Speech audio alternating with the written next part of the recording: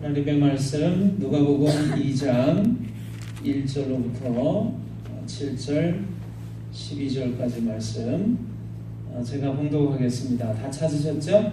아멘. 그때에 가이사 아구수도가 영을 내려 천하로 다 호족하라 하였으니 이 호족은 구레누가 수리와 총독이 되었을 때 처음 한 것이라. 모든 사람이 호족하러 각각 고향으로 돌아가매 요셉도 다윗의 집 족속이므로 갈릴리 나사렛 동네에서 유대를 향하여 베들레헴이라 하는 다윗의 동네로 그 약혼한 마리아와 함께 호족하러 올라가니 마리아가 이미 잉태하였더라. 거기 있을 그때에 해산할 날이 차서 7절의 말씀 같이 있습니다. 첫 아들을 낳아 강보로 싸서 구유에 누웠으니 이는 여관에 있을 곳이 없음이로라. 그 지역의 목자들이 밤에 밖에서 자기 양떼를 지키더니 주의 사자가 곁에 서고 주의 영광이 그들을 두루 비침에 크게 무서워하는지라. 천사가 이르되 무서워하지 말라. 보라, 내가 온 백성에게 미칠 큰 기쁨의 좋은 소식을 너희에게 전하노라.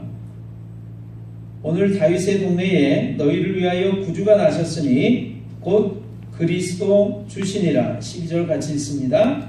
너희가 가서 강보에 쌓여 구유에 누워있는 아기를 보리니 이것이 너희에게 표적이니라 하더니 호련히 수많은 천군이 그 천사들과 함께 하나님을 찬송하여 이르되 지극히 높은 곳에서는 하나님께 영광이요 땅에서는 하나님이 기뻐하신 사람들 중에 평화로다 하니라. 제가 읽겠습니다. 천사들이 떠나 하늘로 올라가니 목자가 서로 말하되 이제 베들레헴으로 가서 주께서 우리에게 알리신 바 이 이루어진 일을 보자 하고 빨리 가서 마리아와 요셉과 구유에 누인 아기를 찾아서 보고 천사가 자기들에게 이 아기에 대하여 말한 것을 전하니 듣는 자가 다 목자들이 그들에게 말한 것을 놀랍게 여기되 마리아는 이 모든 말을 마음에 새기어 생각하더라. 아멘. 우리가 지금 7절 보시면요, 첫 아들을 낳아 강보로 싸서 구유에 누였으니 이렇게 말씀되어 있고요. 12절에 보시면 너희가 가서 강보에 쌓여 구유에 누워 있는 아기를 보리니 이렇게 되어 있습니다. 그 다음에 우리가 마지막 부분을 보시면 16절입니다. 빨리 가서 마리아와 요셉과 구유에 누인 아기를 찾아서 보고 이렇게 되어 있습니다. 오늘 우리가 함께 은혜를 나눌 하나님의 말씀의 제목은 추한 말구유에 오신 예수라고 하는 제목으로 은혜를 나누려고 합니다. 우리 이 말씀을 기억하시면서 찬송가 108장 찬송을 한 장도 함께 하시고 하나님의 말씀의 은혜를 나누도록 하겠습니다. 108장 찬송입니다.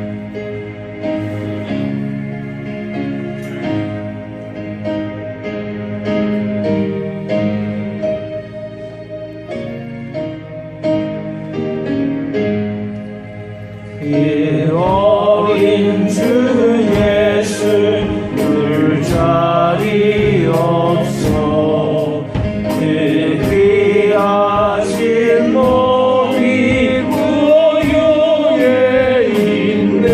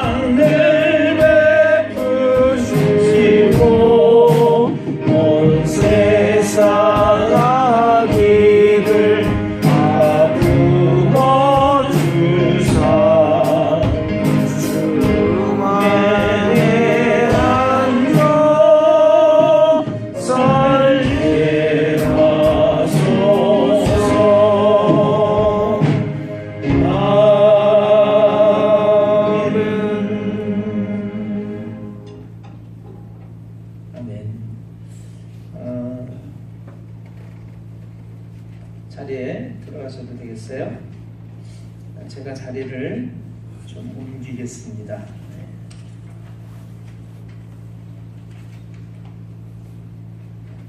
영상을 좀 준비해 주세요. 영상을.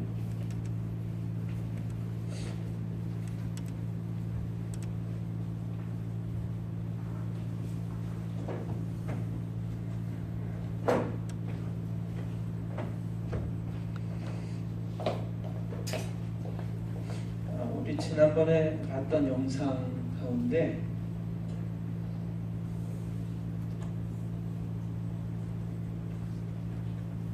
옛날로는 가장 귀한 이야기, 그거 다시 한 번만 좀.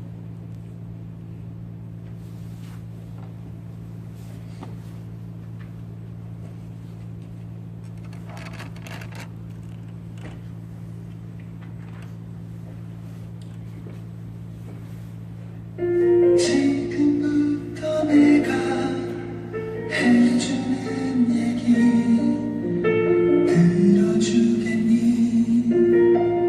믿어주겠니? 옛날 어느 나라에 함께 살았던 왕자와 왕의 이야기.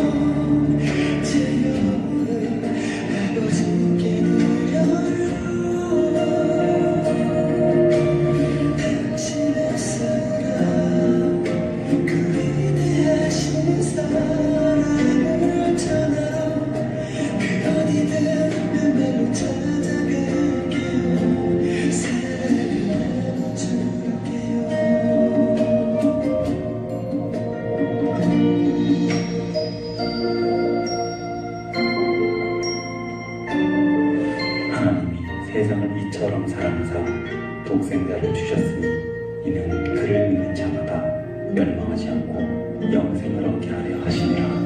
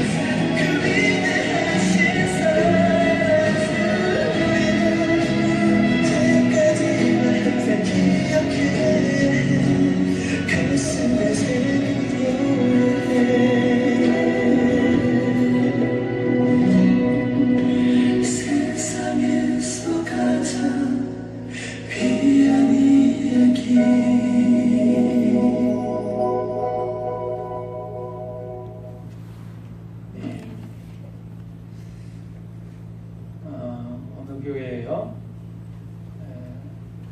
목사님이 나이가 드셔서 은퇴를 하시고 후임 목사님을 새로이 청빙해 왔습니다. 목사님은 부임해온 첫 주일 말씀을 증거하면서 너무나 은혜롭게 말씀을 증거를 했습니다. 성도들이 듣고서 정말 잘 모시고 왔다고 이구동성으로 얘기를 했어요. 그 다음 주일이 됐는데 이 목사님은 전주일에 했던 설교와 동일한 설교를 한 글자도 틀림없이 빠짐없이 또 똑같은 설교를 했습니다. 성도들은 얘기하기를 목사님께서 무언가를 좀 착각을 하셨나 보다. 너무나 바쁘고 힘든 가운데 그래서 지난주 설교를 다시 반복하는 줄도 모르고 또 하셨나 보다 생각을 했습니다.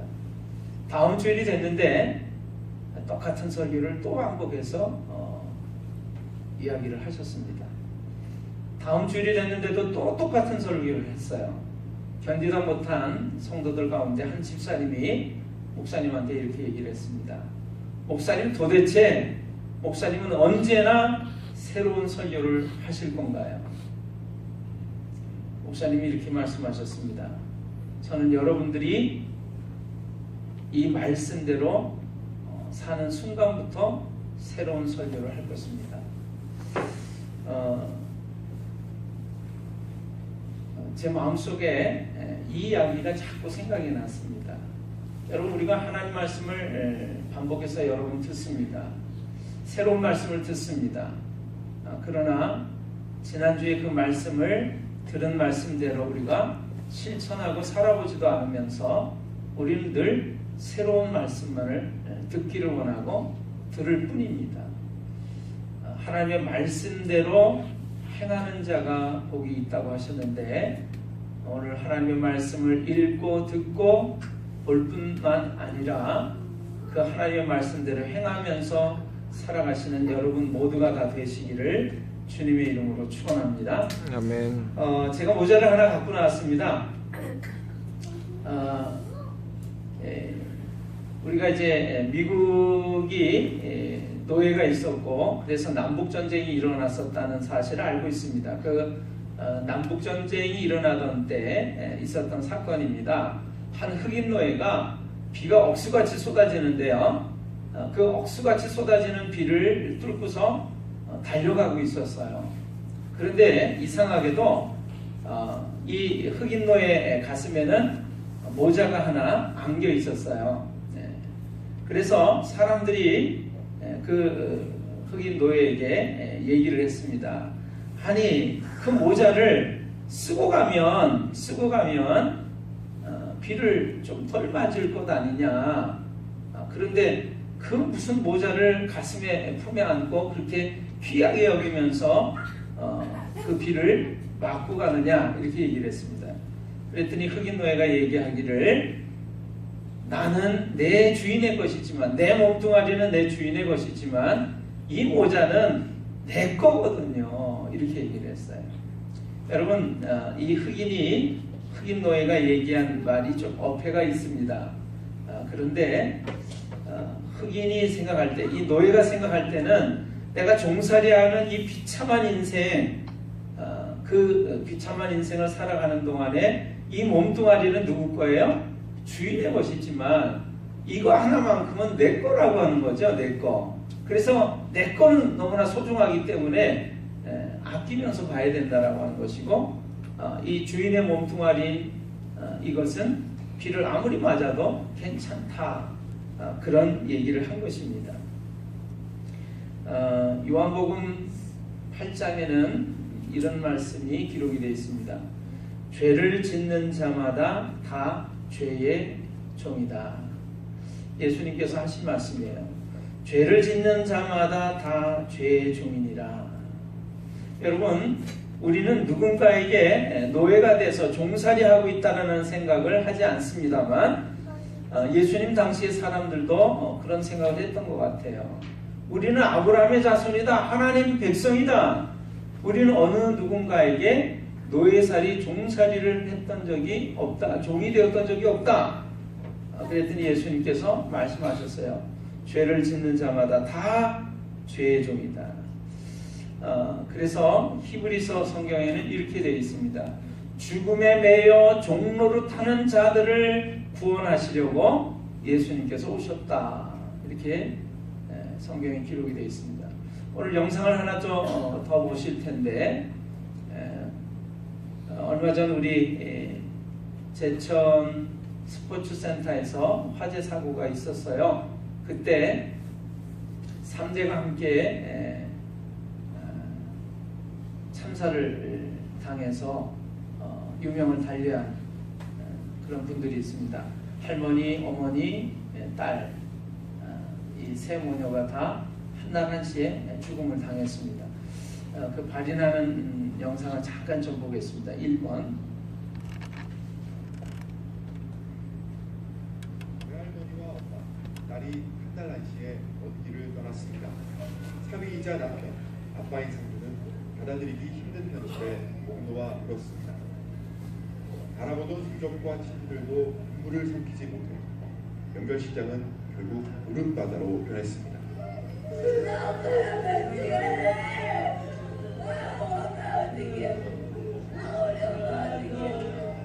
아내 이모 씨는 한 달에 한 번 용인에서 제천으로 내려와 친정 어머니와 함께 식사할 정도로 효녀였습니다. 딸 김모 양은 지난달 대입 수능을 마치고 내년이면 대학생이 될 예비 새내기였습니다. 유족들은 억울에 억장이 무너진다며 오열했습니다.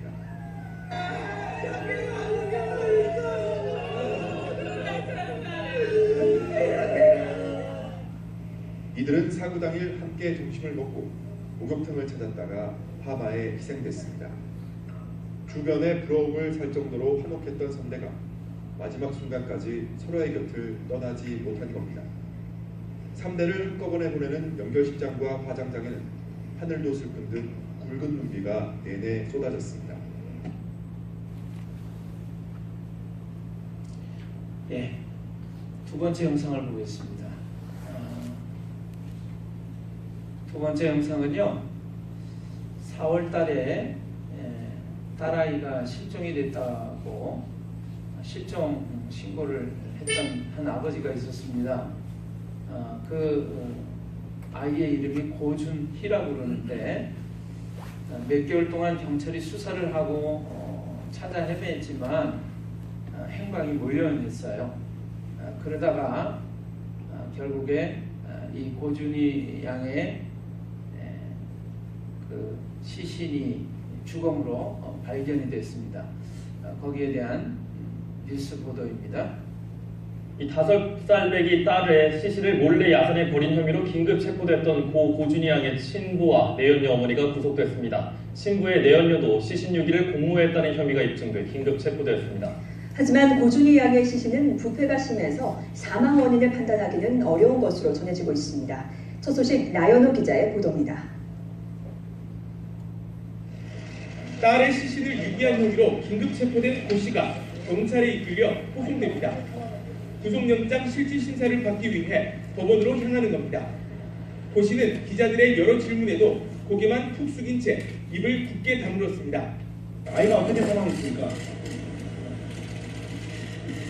준희 양의 시신 유기를 같이 한 혐의를 받는 고 씨의 내연녀 어머니는 사죄만 반복했습니다. 아이가 왜 어떻게 사망한 겁니까? 죄송합니다. 준이에게 어떻게 미안한 말 없습니까? 미안합니다.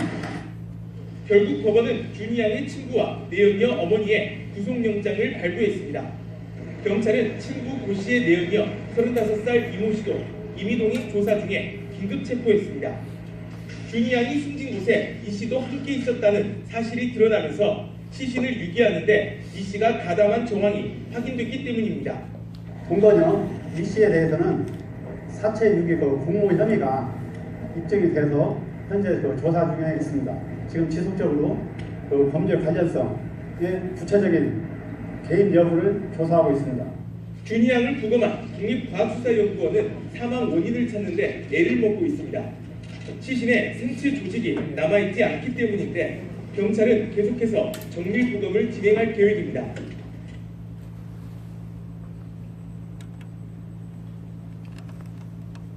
보세요. 준이양의 친구 36살 고모 씨는 딸의 시신을 군산 내초동 야산에 안매장했다고 자백했습니다. 조금 전 4시 50분에 시신이 수건에 감싸진 상태로 발견됐습니다. 아버지로서 미안하시진 않으세요? 한 말씀 해주세요. 예, 앞서 전해드린 대로 우리가 애타게 찾던 전주의 고준희 양 결국은 싸늘한 시신으로 오늘 새벽 발견이 됐습니다.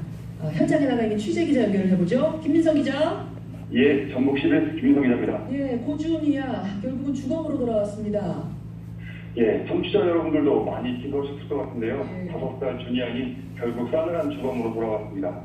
준이 양의 친구 36살 고모 씨는 어제 저녁 8시쯤 전주 도칭경찰서에서 조사를 받던 중에 딸의 시신을 군산 내초동 야산에 안매장했다고 자백했습니다. 군산이라면 그럼 한 차로 50분 정도 가야 되는 그런 야산인 거죠? 예, 그렇습니다. 예. 예, 친구 고 씨는 원래 혐의를 완강히 부인하고 있었는데요. 경찰이 고 씨의 휴대폰 통신 기록을 조회해서 새 외할머니로 알려졌지만 사실은 고 씨 내연녀의 모친인 김모 씨와 함께 왜 군산에 다녀왔는지 그 이유를 추궁하자 결국 범행을 실토했습니다. 그리고 고 씨와 김 씨는 이후에 사체 유기 혐의로 긴급 체포됐습니다. 예. 친구가 뭐 자백을 했다가 진술을 다시 번복하고 오락가락하고 있다고 알려졌는데 본인이 유기만 한 건지 아니면 살인을 해서 유기한 건지 이 부분은 아직 정확히 안 밝혀진 거예요? 네, 그렇습니다. 경찰에 따르면 고 씨는 지난 4월 27일 새벽 1시쯤 김 씨의 집에 머물던 딸이 아프다는 소식을 듣고 달려갔다가 딸이 숨진 사실을 확인했습니다. 고 씨는 이후 고향인 군산으로 딸의 시신을 가져와서 안매장했다고 진술했는데 예. 아무래도 지리가 익숙했기 때문이었다 이렇게 말했습니다. 예, 그러니까 결국 준이 양의 그러니까 본인이 예. 전화를 받고 가보니까 이미 애가 아파가지고 좀 숨져 있는 상태였다. 이게 지금 진술인 거죠? 예, 맞습니다. 예, 친아빠의 진술인 거죠? 예. 어젯밤 11시 반부터 수색을 실시했고 조금 전 4시 50분에 시신이 수건에 감싸진 상태로 발견됐습니다. 현재는 정밀 감식 중에 있습니다. 예. 김현근 덕진경찰서 수사과장의 말인데요. 예, 고 씨는 시신 수색에 동원됐다가 그리고 두꺼운 외투와 마스크 차림으로 취재진 앞에 섰습니다. 예, 쏟아지는 질문에 입을 푹게 다물고 있다가 조용히 한 차례 고개를 숙이고 경찰에 연행됐습니다. 예, 경찰은 고 씨를 상대로 사해하지 않았다는 진술의 신빙성을 추궁하고 있습니다. 또 준이 양 시신의 정밀 감식을 해서 혹시 시신 훼손의 흔적이 있는지 또 정확한 사망 원인은 무엇인지 이런 것들을 분석 중입니다. 예, 현장에 있는 김민성 기자. 속보가 들어오는 대로 또 전해주십시오. 예. 전주 CBS, 전국 CBS 김민성 기자를 먼저 연결해봤습니다. 이어서 전문가 연결하죠. 경기대 범죄심리학과 이수정 교수 연결합니다. 이수정 교수님 나와 계시죠? 네, 안녕하세요. 우리가 인터뷰를 나눈 게 딱 열흘 전이더라고요, 보니까. 그렇습니다. 그때만 해도 전화 교수님이나 좀 기대를 했었습니다. 돌아오기를. 네. 그 당시 여러분 고준희 양의 친할머니도 애타게 준희 양을 찾았었는데요. 잠깐 그때를 상기해 보겠습니다. 아유, 뭐 말도 못해. 말로 어떻게 다 하네. 나는 텔레비전만 나오는 일이길래 우리 김이 어디 가야 내가 꼭 좀 차려주세요. 오면 연락 주시고 좀 차려주세요. 네, 친할머니의 목소리 들으셨어요. 이 집에 지금 가져오겠어요. 우리 영상을 2개 봤습니다. 제천의 스포츠센터의 화재 사고로 인해서 할머니, 어머니, 딸, 그러니까 손녀까지 해서 3대가 한나란시에 유명을 달리한 사고 후에 이제 발인 장례식이 열렸던 그런 장면입니다. 19살, 20살이 채 안 된 대학 학력고사를 시험을 봤던 고등학교 3학년 수험생이었던 이 김모 양은 서울에 있는 숙명대학교에 입학이 예정이 돼 있었던 예비대학생이었습니다. 공부를 잘해가지고 서울의 이 명문대학에 이미 합격을 한 상태에서 이처럼 안타까운 사고를 당했다라고 하는 것입니다. 우리가 하나님 말씀을 보면 천하보다 귀한 것이 사람의 생명이라고 하나님께서 말씀해 주고 있습니다. 그래서 우리는 한 사람의 생명을 무엇보다도 귀하게 여기고 또 소중하게 생각하면서 이러한 일들을 볼 때 안타까워하지요. 여러분 우리가 잠언이나 전도서 말씀 보시면 사람은 존귀하지만 장구하지 못하며 그렇기 때문에 멸망하는 짐승과 같다. 이렇게 하나님께서 우리에게 가르쳐주고 계세요. 또 조금만 더 성경을 읽어보시면 존귀하지만 존귀에 처하지만 깨닫지 못하는 사람은 멸망하는 짐승 같도다. 이렇게 말씀을 해주고 있습니다. 우리 이 전북 전주에서 5살 난 이 고준희 양의 실종 신고가 접수된 이후에 우리 상황을 보면요, 이 친아빠 친엄마가 별거 상태에서 친아빠하고 다른 이제 내연녀가 동거 중이었어요. 그래서 이제 친엄마 품에서부터 이제 새로운 엄마, 새 엄마가 될 그 계모 밑에서 이 딸아이가 이제 돌봄을 양육을 받게 됐습니다. 그런데 어느 날부터인가 이 딸아이가 실종이 됐다고 신고가 됐고요. 그리고 몇 개월이 이렇게 걸쳐서 결국에 밝혀진 것은 친아버지와 또 계모의 어머니, 이제 계모의 계모 할머니가 되겠죠. 외할머니에 의해서 그 주검이 야산에 안매장된 것으로 확인이 돼서 긴급 체포가 됐다라고 하는 그런 소식을 우리가 들었습니다. 이 딸아이를 야산에다가 안매장한 후에 이 아빠의 그날 SNS에 올린 그런 글 가운데는 크크크라고 하는 것이 올려져 있다고 그래요. 어떻게 보면 내 자식을 죽였을 것이라고 지금 우리가 추정을 하고 있는데, 자식을 죽이고도 또는 죽게 하고도 그냥 잘 먹고 잘 사는 것이 사람이라면, 우리가 하나님의 말씀대로 우리가 생각하는 깨닫지 못하는 사람은 멸망하는 짐승 같도다, 이렇게 말씀하셨기 때문에 그렇다면 내 자식을 죽게 하고도 또는 죽이고서도 그 자식을 원래 산에다가 파묻고도 와서 잘 먹고 잘 살고 있다라고 하는 것이 사람이라면 더 이상 그 사람은 존귀한 존재가 되지 못할 거예요. 그래서 하나님의 말씀은 우리에게 이러한 사람들을 가리켜서 죄인이라고 말을 해주고 있습니다. 죄인들은 한 번 죽는 것은 사람에게 정해진 것이지만 그 후에는 심판이 있다고 하나님 말씀하고 계시고, 모든 사람이 다 죄를 범하였음에 하나님의 영광에 이르지 못하였다고 성경은 선언하고 있어요. 그래서 이렇게 죄를 짓고 드러난 사람만이 죄인이 아니라 우리 모든 사람이 다 죄를 지은 죄인이라고 하나님의 말씀 우리에게 선언해주고 있습니다. 그래서 여러분, 우리가 오늘 그러한 부분으로 하나님의 말씀을 조금 더 살펴봤으면 좋겠어요.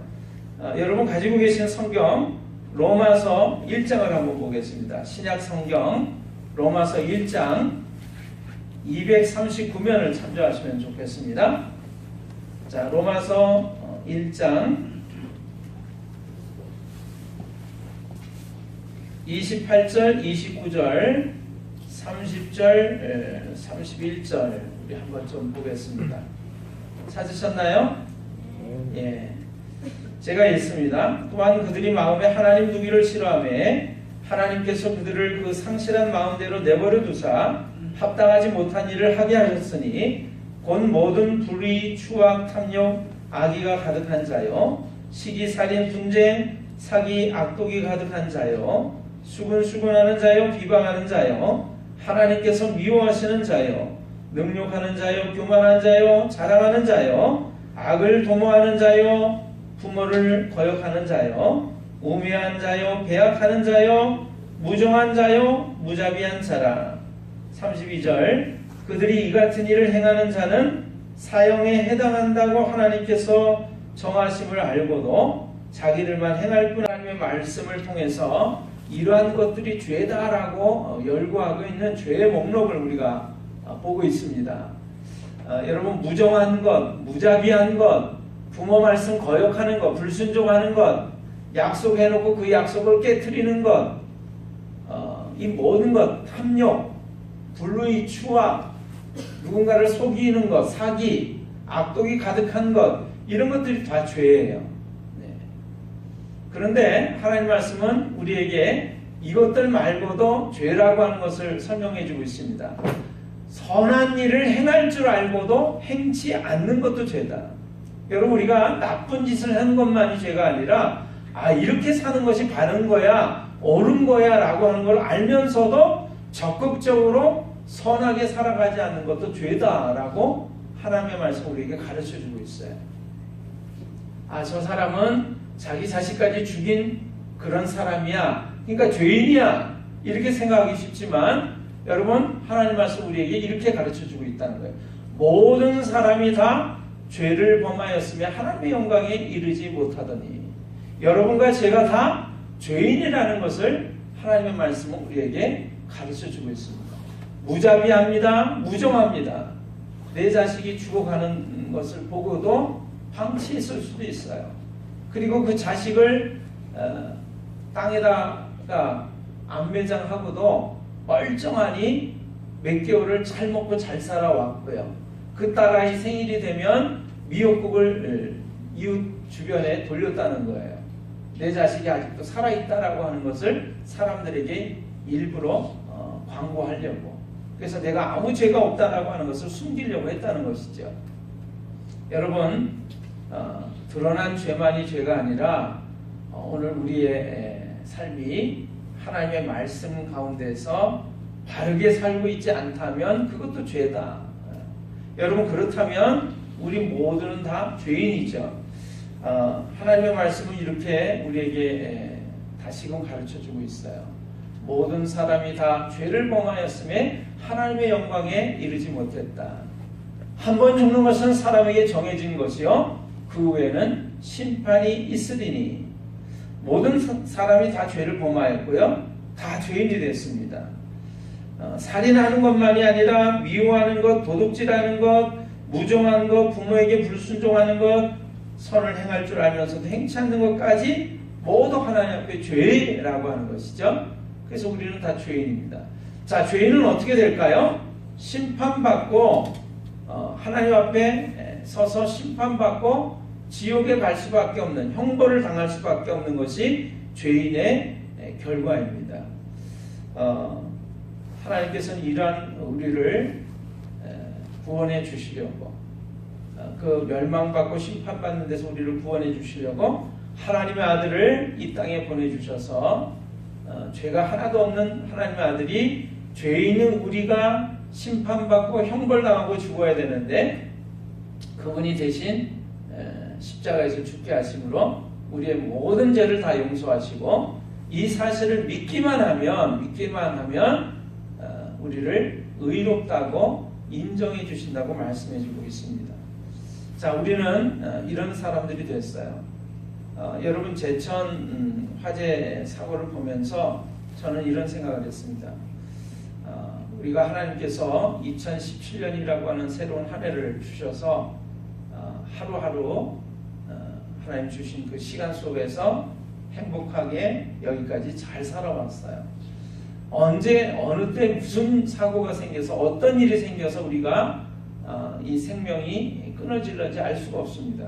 그러나 오늘 이 시간 이 순간까지 하나님께서 우리의 생명을 붙잡아 주셔서 여기까지 지켜주셔서 인도해 오셔서 여기까지 이르게 된 것에 대해서 우리가 사실은 전혀 감사하는 마음이 없을 수도 있다, 이런 생각이 들어요.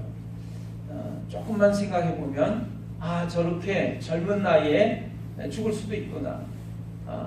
한번 죽는 것은 사람에게 정해진 것이지만 그 후에는 반드시 심판이 있는데 오늘 내 생명이 이렇게 연장이 되고 여기까지 이룰 수 있었던 것은 하나님의 은혜와 사랑이구나, 보살핌의 결과이구나. 하나님 감사합니다. 우리가 그 감사를 회복해야 될 줄로 믿습니다.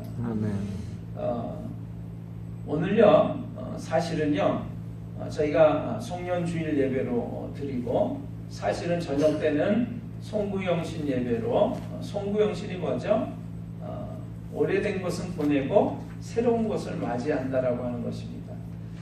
근데 송구영신 예배 때 또 우리가 새로운 새해를 맞아서 첫 주일날 드리는 예배가 또 신년주일이에요. 근데 제가 이런 마음이 드는 거예요. 매 순간 하나님께서 새로운 시간 주시고 또 오래된 시간을 보내면서 새로운 시간을 맞이하게 해주시는 데 있어서 우리가 얼마나 하나님께 감사하다고 고백한 적이 있는가. 여러분 많은 경우에 이 송구영신 때 하나님께 감사했던 감사의 제목들을 적어서 하나님께 감사의 예물을 드립니다. 그리고 새로운 한 해를 새로운 시간들을 맞이함에 있어서 하나님 제가 이러한 소원이 있습니다. 그래서 가족들의 모든 안위와 기도 제목을 적어서 우리가 하나님께 올려드리면서 또 예물을 드려요. 그런 시간들을 갖는데 저희 교회는 사실은 그런 시간들을 그렇게 중요하게 생각하지는 않았습니다. 제가 그랬어요. 왜냐하면 그냥 형식적으로만 맨날 기도 제목 적어서 내고 하나님께 예물 드린다고 내면서 하나도 진정한 감사를 가지고 감사한 마음을 가지고 예물을 드리지 않는다면 아무리 예물을 드렸다고 하더라도 하나님께서는 그걸 기쁘게 받으시지 않을 거예요. 그렇기 때문에 사실 오늘 제가 이런 말씀을 좀 드리고 싶어요. 여러분 오늘 우리가 드리는 이 송년주일 예배 한 해를 이제 마무리하면서 마지막으로 드리는 이 주일 예배를 여러분 우리가 마음을 다해서 드리고 하나님께 진정으로 감사하다고 고백했으면 좋겠습니다. 그리고 새로운 시간을 맞이할 때 정말 마음을 다해서 하나님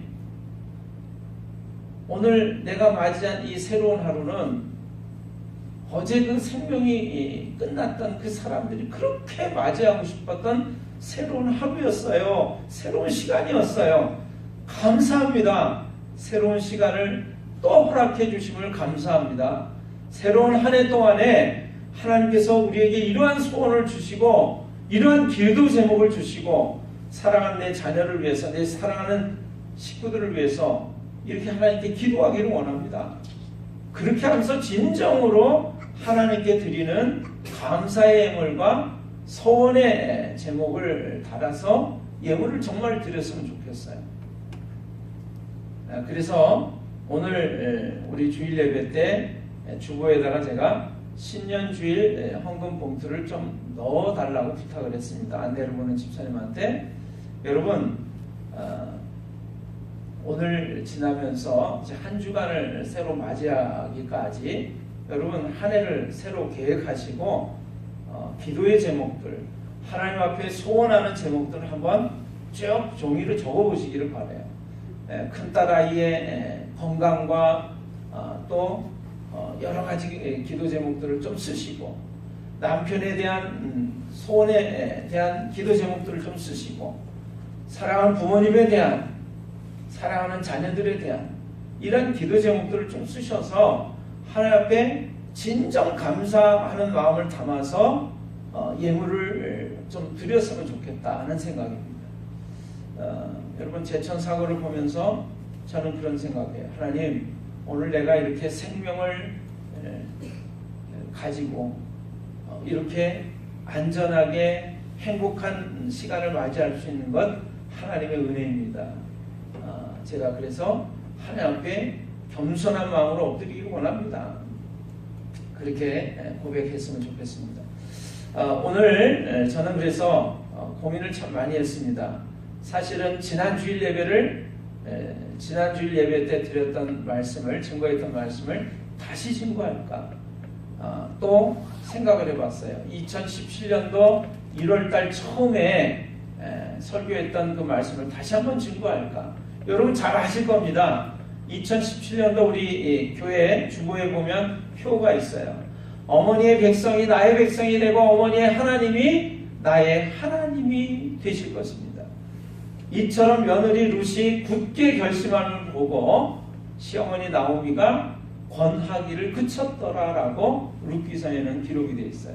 여러분, 이 며느리가 이미 남편도 죽고 시아버지도 죽고 정말 과부가 되어서 고향으로 돌아가는 이 시어머니를 따라서 간다라고 하는 것은 고생길이 눈앞에 훤한 상태인데도 불구하고 이 며느리 룻은 시어머니를 따르기를 멈추지 않았어요. 그래서 돌아가라고 하는 그 시어머니의 권면을 강권하는 그 말을 듣지 않고 이렇게 얘기합니다. 어머니의 백성이 내 백성이 될 것이고 어머니가 믿는 의지하는 하나님이 내 하나님이 되시리니 어머니께서 가시는 곳에 내가 어디든지 갈 것이고 어머니께서 돌아가시는 곳에서 나도 거기서 죽을 것입니다. 그러니까 나로 하여금 돌아가라고 말씀하지 마십시오. 이건 뭐예요? 고생과 어려움을 각오하고 내가 하나님을 내 하나님으로 어머니의 백성을 내 백성으로 섬기겠다라고 하는 믿음의 고백이었다라고 하는 것이죠. 근데 그 믿음의 고백은 결심이 필요하다는 얘기를 했어요. 한 해를 우리가 이 말씀을 붙잡고 살아갑시다라고 왔는데 우리가 지금 그 한 해의 마지막 끝자락에 서 있습니다. 나는 얼마나 이 룻과 같은 믿음을 고백하면서 살아왔는가? 그런 삶의 모습으로 살아왔는가? 생각해보면 참 부끄럽다는 생각이 들어요. 저를 비롯해서 우리 모두가 다 그럴 것입니다. 그렇다면 우리는 이 말씀대로 살기까지 이 말씀을 계속해서 들어야 되는 것이 아닌가라는 생각이 제 마음이에요. 그런데 우리는 또 오래된 시간을 보내고 새로운 시간을 맞이합니다.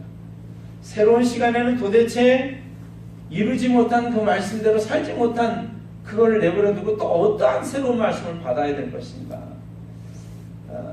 그것이 저희 고민이기도 했어요. 여러분, 오늘 천한 말구유에 오신 예수님이라고 하는 제목이라고 제가 말씀드렸습니다. 성경에 기록이 되어 있는 거 보셨죠? 구유에 누이신 예수. 여러분, 예수님은 하나님의 아들이라는 걸 우리가 알고 있습니다. 그분은 말씀이신 하나님이라는 걸 우리가 알고 있어요. 하나님은 어떤 분이시죠? 만왕의 왕이 되신 분이시죠. 저 높고 높은 하늘보좌에 계셨던 그분이 이 낮고 낮은 땅 위에 오셨어요. 근데 이 낮고 낮은 땅 위에서도 가장 위천한 곳에 오셨습니다. 그것이 어디예요? 동물들이 소나 말이 밥을 먹는 밥통 속에 그분의 첫 잠자리가 누워졌다라고 하는 것을 우리가 보는 것이죠. 구유에 누이신 예수를 보았다라고 하는 성경 말씀이 그런 것입니다. 가장 높고 높은 곳에 존귀 가운데 계셔야 될 그분이 가장 낮고 낮은 곳에서도 가장 천한 곳 짐승의 밥통 위에 그의 몸이 누워지셨다. 여러분, 그런데 요한계시록은 이런 말씀을 하고 있어요. 볼지어다 내가 문 밖에 서서 두드리노니 누구든지 내 음성을 듣고 그 문을 열면 내가 그에게로 들어가 그와 더불어 먹고 마시리라.